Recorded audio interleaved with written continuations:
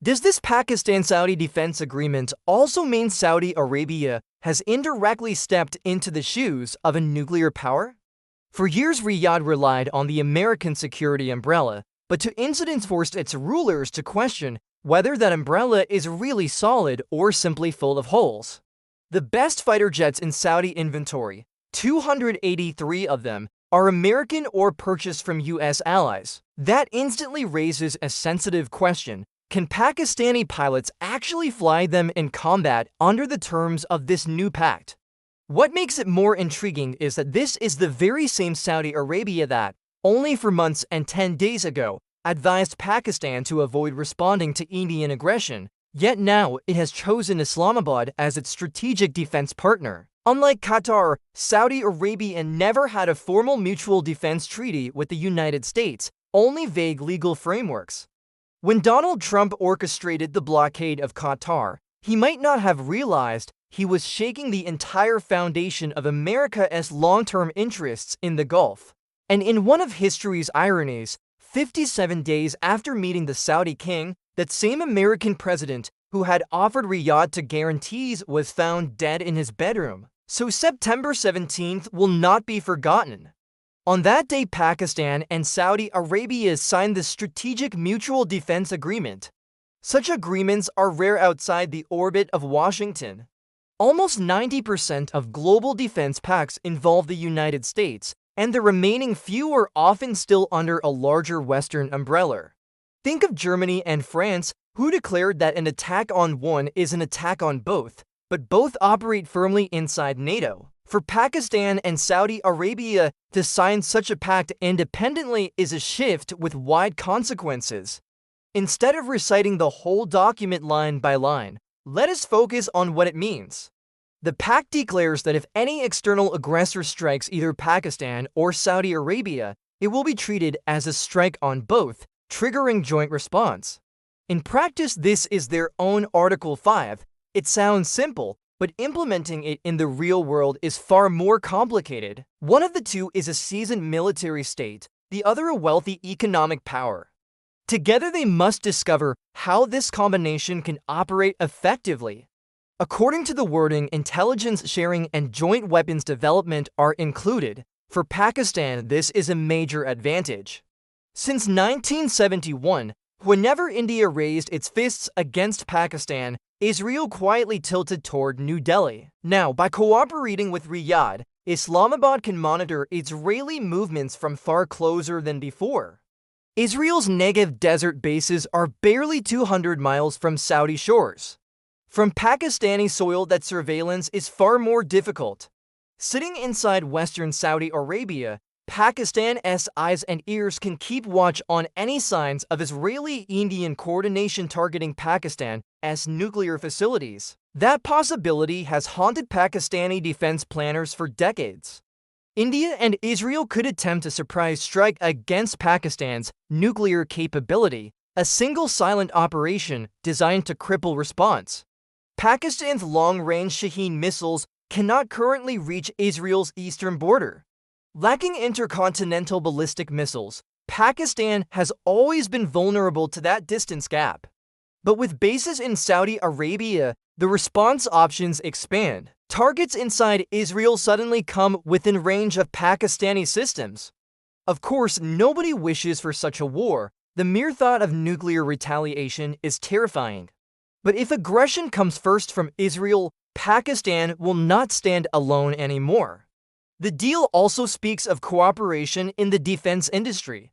This could speed up Pakistan's own projects, modern jets with Chinese and Turkish help, combat drones, surveillance platforms. With Saudi investment, production can expand faster, procurement becomes easier.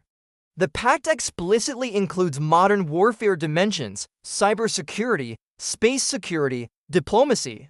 It is no ordinary promise, it covers a full spectrum. Another provision allows joint use of military facilities and logistics.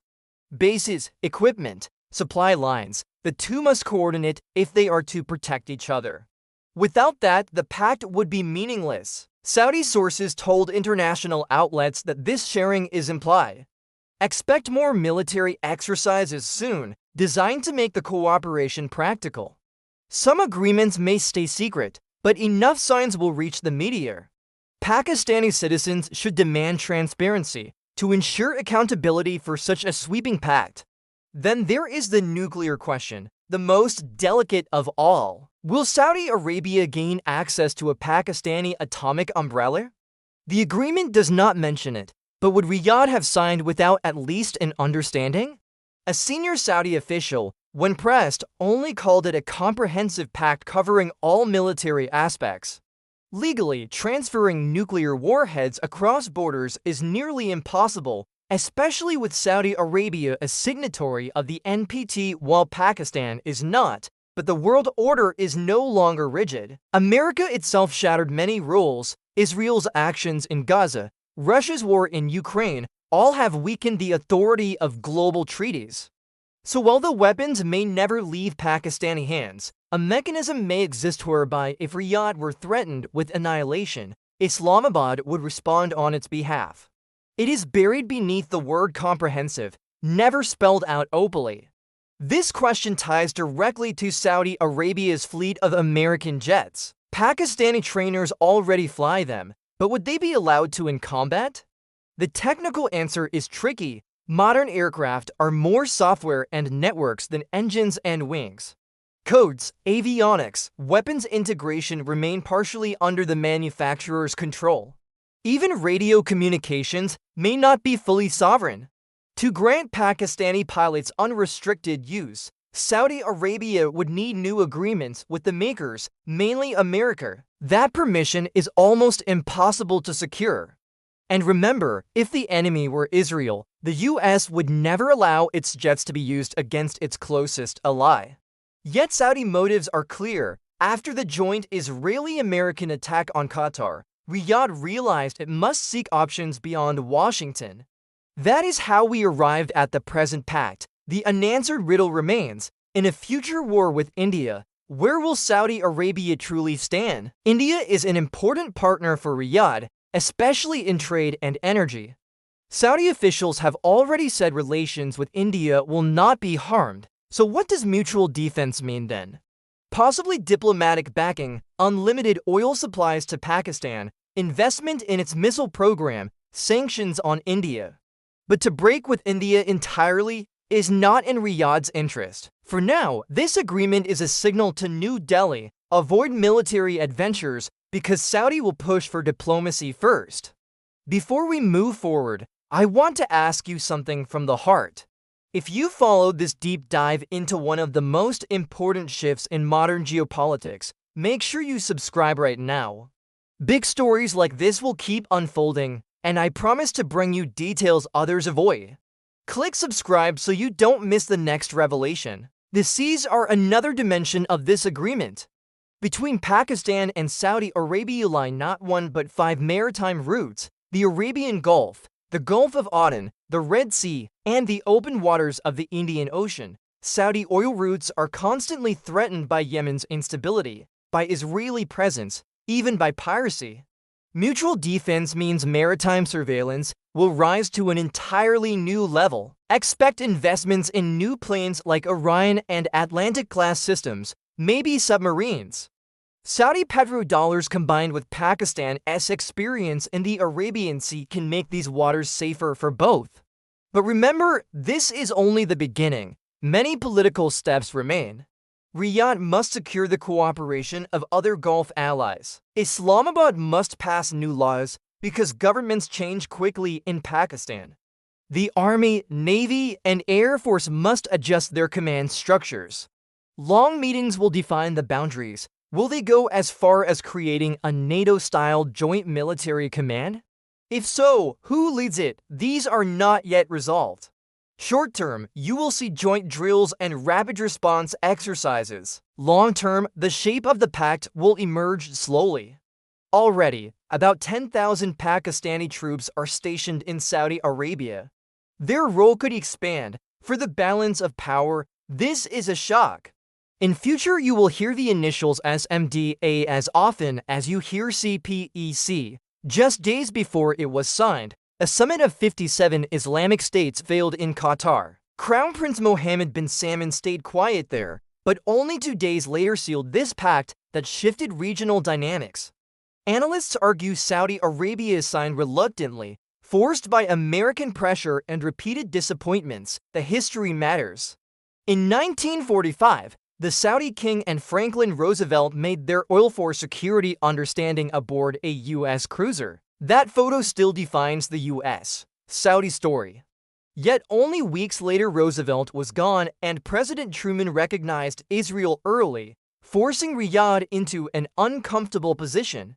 In 1951, the U.S. and Saudi Arabia signed a mutual defense assistance agreement, but Washington never agreed to a full treaty. The cracks showed in 2019 when Yemeni rebels attacked the Abqaiq and Kuray plants, critical sites processing nearly half of Saudi oil. Those strikes cut 5.7 million barrels per day, nearly 6% of global demand. Prices spiked and Riyadh felt abandoned as the U.S. refused to take responsibility. Billions spent on American defense systems appeared wasted. Since that moment, Saudi leaders quietly began searching for alternatives. Talks in Washington about offering Riyadh a Japan-style pact emerged in 2023. Such a treaty would declare an attack on Saudi Arabia equal to an attack on the U.S. But America's conditions were suffocating. Align fully with Israel, restrict ties with China, accept U.S. oversight of nuclear programs. MBS and his circle said no, with Gaza burning and Israel accused of genocide. Aligning openly with Tel Aviv would destroy Saudi credibility in the Muslim world. America seemed arrogant, believing Riyadh had no escape. But Riyadh did find a path, first with China diplomatically, then with Pakistan militarily. Since the 2019 oil facility strikes, Pakistan had been quietly discussing security frameworks with Saudi Arabia. In May, when Pakistan shot down 6 Indian jets during a short conflict, Saudi trust in Islamabad rose. The September 9th attack on Doha by Israeli-American forces added urgency. Just days later, the pact was sealed. This is how the SMDA was born, out of distrust of America, fear of Israel, and belief that Pakistan could provide a reliable shield. How will India react? Its calculations must now change. Every plan for striking Pakistan has to account for a Saudi layer. Diplomatically, militarily, India's equations are unsettled. Will Israel and America object? Certainly. Expect statements soon from Washington or Tel Aviv criticizing the pact. Perhaps even during meetings in New York, when leaders from both Islamabad and Riyadh are present. But both sides knew the risks before signing. They are unlikely to backtrack. An important shift has also occurred in the Arab security mindset. For decades, their benchmark was Iran. Now, even if unspoken, the benchmark has shifted to Israel. Saudi officials may insist the pact is not aimed at any specific country, but the context says otherwise. It is about preparing for Israeli-American moves, not Iranian ones. For Pakistanis, the real question is internal. Should such a sweeping deal be made behind closed doors? Or should Parliament debate it fully and limit it strictly to defense? If tomorrow Saudi Arabia or its rulers pursue an aggressive adventure, would Pakistan automatically be dragged into someone else's war? That must never happen. Missiles and soldiers should never be used to spill innocent blood under the excuse of mutual defense. Democracy requires that such details be transparent, debated, accountable. Otherwise, the line between defense and dangerous adventurism becomes blurred. And so, as we step back and look at the bigger picture, this agreement is more than a treaty. It is a paradigm shift born of mistrust, necessity, and opportunity. Pakistan gains resources, investment, and new strategic depth. Saudi Arabia gains a shield it never had before. But with great power comes great responsibility to ensure this shield is used only for protection, never for reckless wars. I've laid out the story, the history, the risks, and the possibilities. Now it's your turn. Tell me in the comments, do you believe this pact is a wise move for Pakistan, or do you fear it could pull us into someone else's conflicts? Your opinion matters, and I want to read every single one.